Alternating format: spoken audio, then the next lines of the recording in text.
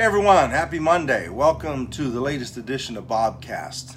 Haven't been on for a week or two, but we're back and glad to have you on board.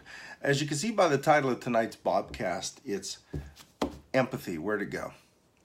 I think a lack of empathy is a cause, hi Christina, is a cause of a lot of problems in our world these days. First of all, do you know what empathy is? Do you? Do you even really know what it is? Hi, Marcy. Empathy, I'm going to read this to you. Empathy has many definitions that encompass a broad range of emotional states, including caring for other people and having a desire to help them, experiencing emotions that match another's emotions, or discerning what another person's thinking or feeling, making less distinct differences between the self and others. Here's the thing. Hi, Chuck. Hi, Rachel. Here's the thing. Empathy is a capacity to feel or understand what another person's experience from their frame of reference. That means if you're feeling an emotion that somebody feels, it means that, it means that you've been there. You've been in that situation before and you understand how they feel.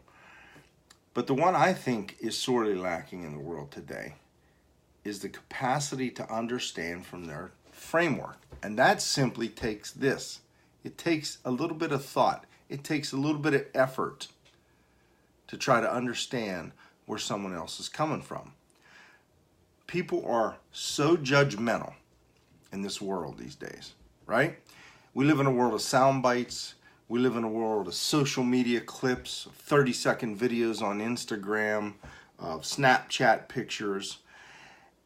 And people see a snapshot of a person or a situation, and they make a judgment totally based on that one little snapshot that they see, instead of considering the entire picture. I heard a great comparison the other day. This guy was talking about, if you look at a snapshot of a situation, right, you can get some basic information from it, but you really don't know what's going on in that snapshot. You don't know what, you don't know what led up to that situation. You don't know the backstory behind those people, but consider a snapshot is what we do these days. But consider empathy being like a video. You can see what goes on, what went on. Hi, Jeff. You can see what went on up until that situation. You can see what went on in the backstory, so you can understand a little more why someone acted a certain way, why they reacted a certain way to you, why they acted why they dressed a certain way, right? Listen, everything starts at home. I'm going to give you a quick example, a personal example. This was a long time ago. This was when my son Kyle was probably, I'd say 10 or 11 years old. And we were out to dinner at Maloney's, a little restaurant in Uniontown. And there was an old man sitting over by the wall, all by himself. And he was a little disheveled looking. And you could tell he had a couple of cocktails. And he just looked just sad to me.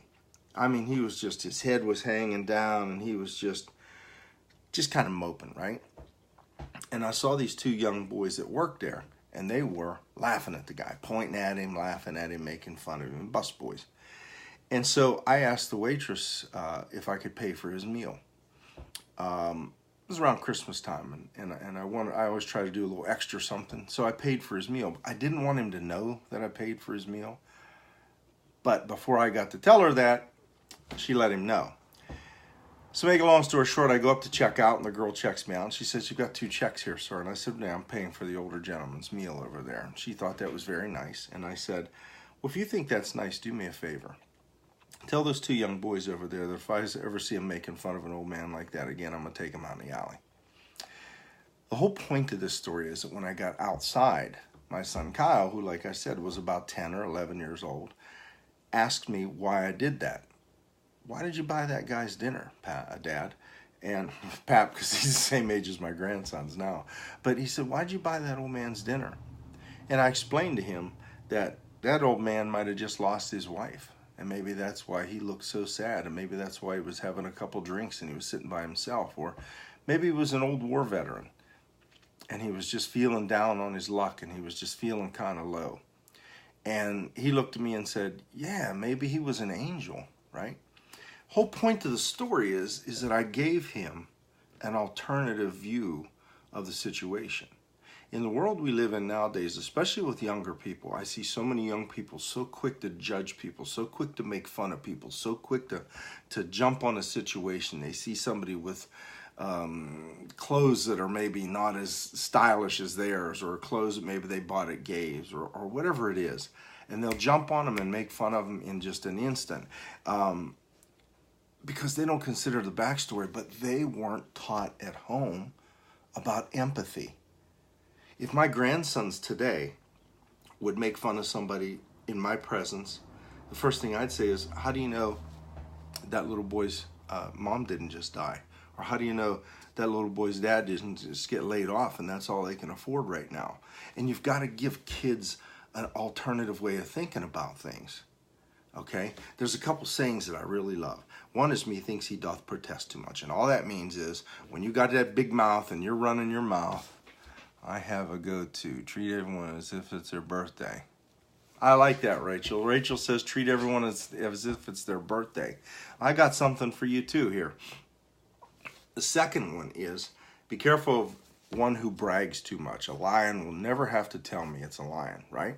This is because empathy, and what Rachel just talked about there, about being nice to people, about kindness, comes from a place of strength. I've said it before. Weak people bully other people. And bullying doesn't just happen in school. Bullying happens in the workplace. I've seen people that bullied weaker people, or people that maybe didn't seem as cool. And it takes a real weak person to do that, because kindness and empathy come from a position of strength. Empathy also takes thought. It takes intelligence. It takes compassion. And you've got to work at it a little bit. It's easy as hell to just see a snapshot, see someone in shabby clothes, or see someone driving an old beat up car and jump to the conclusion that they're worthless. Hell, in this world these days, we're teaching kids that successful people are bad. If you're a rich business person, that you're somehow a bad person. Because they're jealous. People are jealous. They don't see all the work that went into that. I kind of got off track there a little bit. But weak people make fun of people's appearance. Weak people make fun of a disability without knowing anything about them. Weak people are jealous of successful people. They make fun of people without any understanding, or with any desire to even try to understand them. So I'm not going to go too long, because I could rant and rave about this topic for a long time, because it's something we really need more of in this world. Trying to see the other person's point of view. And you don't even have to agree with them. All you got to do is look at them and think, you know what, maybe that's how they were taught to be. Maybe they just lost their job. Whatever the situation might be. So I'm going to leave you with this. If you want to see a better world, try teaching your children and grandchildren to consider other possible explanations of a situation.